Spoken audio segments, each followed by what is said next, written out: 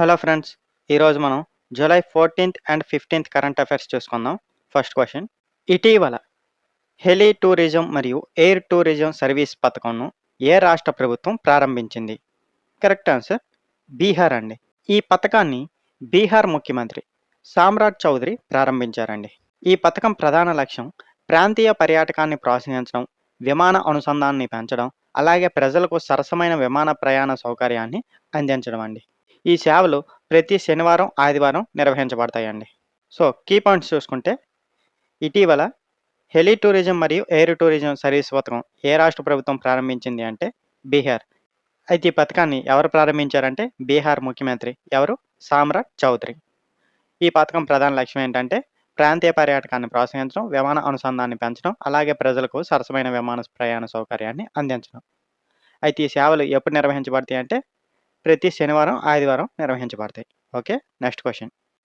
పునఃప్రవేశ project క్రింద ఇటీవల Indian grey Hornbill విజయవంతంగా తిరిగి వచ్చి సంతానోత్పత్తి ప్రారంభించిన అటవీ ప్రాంతం ఏది? కరెక్ట్ ఆన్సర్ గిర్ అటవీ ప్రాంతం అండి. ఈ పునఃప్రవేశ ప్రాజెక్ట్ 2021లో ప్రారంభించారండి. గిర్ జాతీయ ఉద్యానవనం ఆసియాటిక్ సింహాలకు ఏకైక సహజ ఆవాస ప్రసిద్ధి చెందిందండి.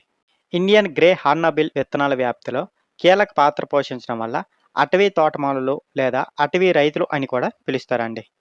సో, కీ పాయింట్స్ చూసుకుంటే పునఃప్రవేశ ప్రాజెక్ట్ కింద ఇటీవల ఇండియన్ గ్రే హార్న్బిల్ విజయవంతంగా తిరిగి వచ్చి సంతానోత్పత్తి ప్రారంభించిన అటవీ ప్రాంతం ఏది అంటే గిర్ అటవీ ప్రాంతం అండి. ఎక్కడుంది ఇది? గుజరాత్లో ఉంది. అయితే ఈ పునఃప్రవేశ ప్రాజెక్ట్ ఎప్పుడు ప్రారంభించారు? 2021లో ప్రారంభించారు. అయితే ఈ గిర్ జాతీయ ఉద్యానవనం మీకు తెలుసు కదా, ఆసియాటిక్ సింహాలకు ఏకైక సహజ ఆవాసంగా ప్రసిద్ధి చెందింది. అలాగే ఈ ఇండియన్ గ్రే హార్న్బిల్ ప్రత్యేకత ఏంటంటే విత్తనాల వ్యాప్తిలో కీలక పాత్ర పోషించడం వల్ల వీటిని అటవీ తోటమాలులు లేదా అటవీ రైతులు అని కూడా పిలుస్తారు. ఓకేనా.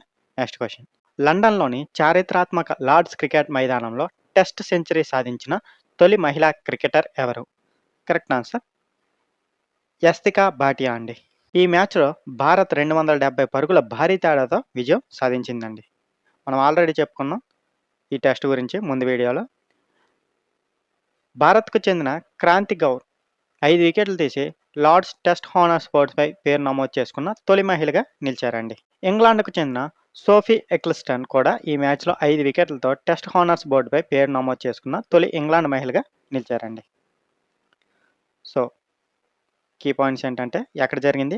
లండన్లోని చారిత్రాత్మక లార్డ్స్ క్రికెట్ మైదానంలో టెస్ట్ సెంచరీ సాధించిన తొలి మహిళా క్రికెటర్ ఎవరు అంటే యస్తికా భాటియా.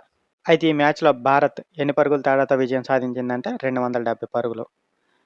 అలాగే భారత్కు చెందిన ఎవరు? క్రాంతి గౌర్ 8 వికెట్లు, 5 వికెట్లు తీసి లార్డ్స్ టెస్ట్ హానర్స్ బోర్డుపై పేరు నమోదు చేసుకున్న తొలి మహిళగా నిలిచారు. అలాగే ఇంగ్లాండ్కు చెందిన సోఫీ ఎక్లిస్టన్ కూడా 5 వికెట్లతో టెస్ట్ హానర్స్ బోర్డుపై పేరు నమోదు చేసుకున్న తొలి ఇంగ్లాండ్ మహిళగా నిలిచారు. ఓకేనా. Next question. ఇటీవల భౌగోళిక సూచిక GI ట్యాగ్ పొందిన ఉంజా జీలకర్ర మరియు ఉంజా సోంపు ఏ రాష్ట్రానికి చెందినవి? Correct answer Gujarat. ఉంజా భారతదేశంలో అతిపెద్ద మసాలా దినుసుల మార్కెట్లలో ఒకటిగా, ముఖ్యంగా జీలకర్ర మరియు సోంపుకు ప్రసిద్ధి చెందిందండి.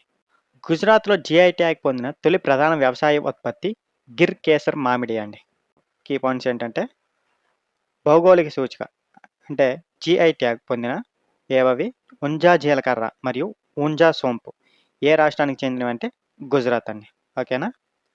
అయితే ఈ ఉంజా భారతదేశంలో అతిపెద్ద మసాలా దినుసుల మార్కెట్లో ఒకటిగా, ముఖ్యంగా జీలకర్ర మరియు సోంపుకు ప్రసిద్ధి చెందిందండి. అయితే గుజరాత్లో GI ట్యాగ్ పొందిన తొలి ప్రధాన వ్యవసాయ ఉత్పత్తి ఏది? గిర్ కేసర్ మామిడి. ఓకేనా. Next question. ICC hall of fame 2026 క్లాస్లో ఇటీవల చోటు దక్కించుకున్న భారత క్రికెటర్లు ఎవరు? కరెక్ట్ ఆన్సర్ సౌరవ్ గంగూలీ మరియు అంజుమ్ చోప్రా అండి. దీంతో ICC హాల్ ఆఫ్ ఫేమ్లో చోటు దక్కించుకున్న భారతీయ ఆటగాళ్ల సంఖ్య 13కు చేరుకుందండి. ఈ కార్యక్రమం స్కాట్లాండ్లోని ఎడిన్బర్గ్లో జరిగిందండి. 2026 క్లాస్లో ఇంగ్లాండ్కు చెందిన కెవిన్ పీటర్సన్ కూడా చోటు దక్కించుకున్నారండి. మొత్తంగా ముగ్గురు 2026లో. అందులో భారత ప్లేయర్లు ఎంతమంది? 2. ఎవరెవరు? సౌరవ్ గంగూలీ మరియు అంజుమ్ చోప్రా. దీంతో భారతీయుల సంఖ్య ICC హాల్ ఆఫ్ ఫేమ్లో ఎంతకు చేరుకుంది? 13కు చేరుకుంది. అయితే ఈ కార్యక్రమం ఎక్కడ జరిగింది? స్కాట్లాండ్‌లోని ఎడిన్‌బర్గ్‌లో జరిగింది. అలాగే 2026 క్లాస్‌లో ఇంగ్లాండ్‌కు చెందిన కెవిన్ పీటర్సన్ కూడా చోటు దక్కించుకున్నాడు. ఓకేనా? ఇవి కీ పాయింట్స్. Next question. న్యూజిలాండ్‌కు ఇటీవల కివీ పండ్ల కోసం సెంటర్ ఆఫ్ ఎక్సలెన్స్‌ను ఏర్పాటు చేసేందుకు ఏ భారతీయ రాష్ట్రాలతో ఒప్పందం కుదుర్చుకుంది? నాగాలాండ్ మరియు ఉత్తరాఖండ్ అండి. ఈ భాగస్వామ్యం ప్రధాన లక్ష్యం వ్యవసాయ ఆవిష్కరణలను ప్రోత్సహించడం, తోటల నిర్వహణను మెరుగుపరచడం, అలాగే పంట కోత అనంతరం సరఫరా వ్యవస్థను బలోపేతం చేయడం అండి. భారత్‌లో తొలి ప్రత్యేక కివీ ఫ్రూట్ సెంటర్ ఆఫ్ ఎక్సలెన్స్‌ను నాగాలాండ్‌లోని ఫుట్సెరాలో ఏర్పాటు చేశారండి. రెండో సెంటర్ ఆఫ్ ఎక్సలెన్స్‌ను ఉత్తరాఖండ్‌లోని మగ్రాలో ఏర్పాటు చేశారు. సో, క్వెషన్ ఏంటి? న్యూజిలాండ్ ఇటీవల కివీ పండ్ల కోసం సెంటర్ ఆఫ్ ఎక్సలెన్స్‌ను ఏర్పాటు చేసేందుకు ఏ భారతీయ రాష్ట్రాలతో ఒప్పందం కుదుర్చుకుంది అంటే నాగాలాండ్ మరియు ఉత్తరాఖండ్ అండి. అయితే దీని ప్రధాన లక్ష్యం ఏంటంటే వ్యవసాయ ఆవిష్కరణలు ప్రోత్సహించడం, తోటల నిర్వహణని మెరుగుపరచడం, అలాగే పంట కోత అనంతరం సరఫరా వ్యవస్థను బలోపేతం చేయడం అండి. అయితే తొలి ప్రత్యేక kiwi fruit centre of excellence ఎక్కడ ఏర్పాటు చేశారంటే నాగాలాండ్‌లోని ఫుట్సేరాలో ఏర్పాటు చేశారండి. మరి రెండో సెంటర్ ఆఫ్ ఎక్సలెన్స్‌ను ఎక్కడ ఏర్పాటు చేశారంటే ఉత్తరాఖండ్‌లోని మాగ్రాలో అండి. ఓకేనా? Next question. Geological survey of India ఇటీవల విస్తృతమైన థోరియం కలిగిన మోనోజైట్ నిక్షేపాలను ఏ రాష్ట్రంలో కనుగొంది? కరెక్ట్ ఆన్సర్ కర్ణాటక అండి. థోరియం సహజ సిద్ధంగా లభించే రేడియోధార్మిక లోహం అండి. దీని పరమాణు సంఖ్య 90 అండి. రసాయన సంకేతం టీహెచ్ అండి. ప్రపంచంలోని మొత్తం థోరియం నిల్వల్లో సుమారు 25% భారత్‌లోనే ఉన్నాయండి. ఈ నిక్షేపాలను ప్రధానంగా కోతనూర్ మరియు సమీప గ్రామాల్లో సుమారు 700 ఎకరాల విస్తీర్ణంలో గుర్తించారండి. సో, కీ పాయింట్స్ చూసుకుంటే ఏదండి? GSI geological survey of India ఇటీవల విస్తృతమైన థోరియం కలిగిన మోనోజైట్ నిక్షేపాలను ఏ రాష్ట్రంలో కనుగొనుంది అంటే కర్ణాటక అండి. అయితే ఈ థోరియం అనేది సహజసిద్ధంగా లభించే రేడియోధార్మిక లోహం అండి. అయితే థోరియం పరమాణు సంఖ్య ఎంత? 90 అండి. రసాయన సంకేతం ఎలా ఉంటుంది? టీహెచ్‌తో ఉంటుంది. అయితే ప్రపంచంలోని మొత్తం థోరియం నిల్వల్లో భారత్ దగ్గర ఎంత శాతం ఉన్నాయంటే 25% ఉన్నాయి. ఈ నిక్షేపాలను ప్రధానంగా ఎక్కడ కనుగొన్నారు అంటే కోతనూర్ మరియు సమీప గ్రామాల్లో సుమారు 700 ఎకరాల్లో దీన్ని గుర్తించారు. ఓకేనా? Next question. EIU global liveability index 2026 ప్రకారం ప్రపంచవ్యాప్తంగా 120వ స్థానం పొందిన భారతీయ నగరం ఏది? కరెక్ట్ ఆన్సర్ న్యూఢిల్లీ అండి. ప్రపంచంలోనే అత్యంత నివాసయోగ్యమైన నగరంగా డెన్మార్క్‌కు చెందిన కోపెన్‌హేగన్ వరుసగా అగ్రస్థానంలో నిలిచిందండి. భారతీయ నగరాల్లో ముంబై 121వ స్థానం, చెన్నై 123వ స్థానం, బెంగుళూరు 127వ స్థానం సాధించాయండి. ఈ సూచికను స్థిరత్వం, ఆరోగ్య సేవలు, సాంస్కృతిక మరియు పర్యావరణం, విద్య, మౌలిక సదుపాయాలు అనే 5 ప్రమాణాల ఆధారంగా గుర్తించారండి. సో, కీ పాయింట్స్ ఏంటంటే ఈఐయు ఏంటి full form? Economist Intelligence Unit. Global liveability index 2026 ప్రకారం ప్రపంచవ్యాప్తంగా 120వ స్థానం పొందిన భారతీయ నగరం ఏది? న్యూఢిల్లీ.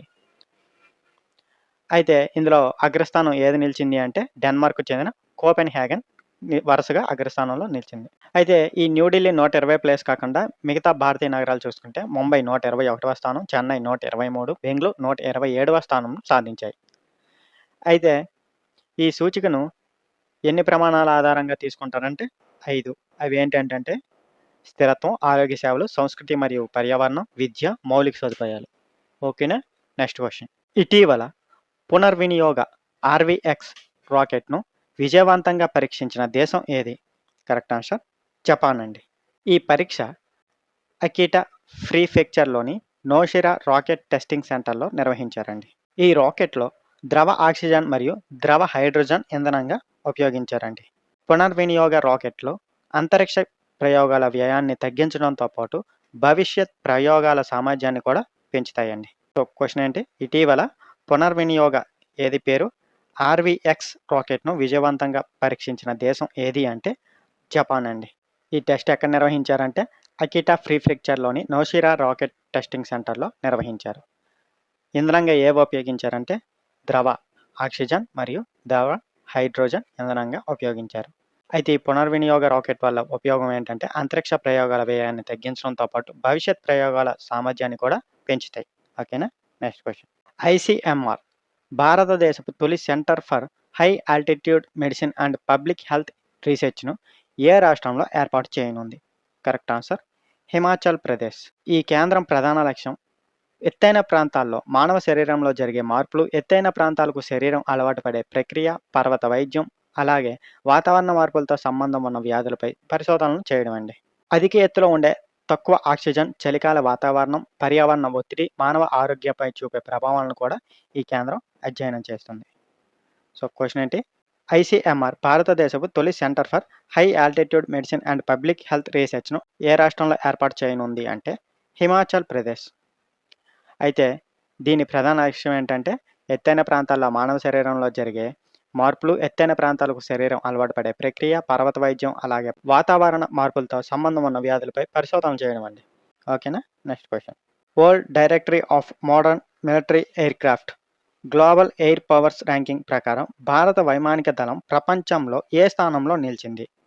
కరెక్ట్ ఆన్సర్ 3వ స్థానం అండి. ఈ జాబితాలో అమెరికా మొదటి స్థానంలో, రష్యా 2వ స్థానంలో ఉన్నాయండి. అయితే ప్రపంచవ్యాప్తంగా ఉన్న 129 వైమానిక దళ విభాగాలను పరిగణలోకి తీసుకుంటే భారత వైమానిక దళం 69.4 ట్రూ వాల్యూ రేటింగ్తో 6వ స్థానంలో నిలిచిందండి. కీ పాయింట్స్ చూసుకుంటే WDMMA అంటే world directory of modern military aircraft global air powers ranking ప్రకారం భారత వైమానిక దళం ప్రపంచంలో ఏ స్థానంలో నిలిచింది అంటే 3వ స్థానం. మరి మొదటి 2 ప్లేసులు ఏమున్నాయి అంటే అమెరికా, రష్యా ఉన్నాయి. అయితే ప్రపంచవ్యాప్తంగా ఉన్న 129 వైమానిక దళాల విభాగాలను పరిగణలోకి తీసుకుంటే భారత వైమానిక దళం ఎంత 69.4 ట్రూ వాల్యూ రేటింగ్తో 6వ స్థానంలో నిలిచింది. ఓకేనా? ఇది కూడా గుర్తుంచుకోవాలి. Next question.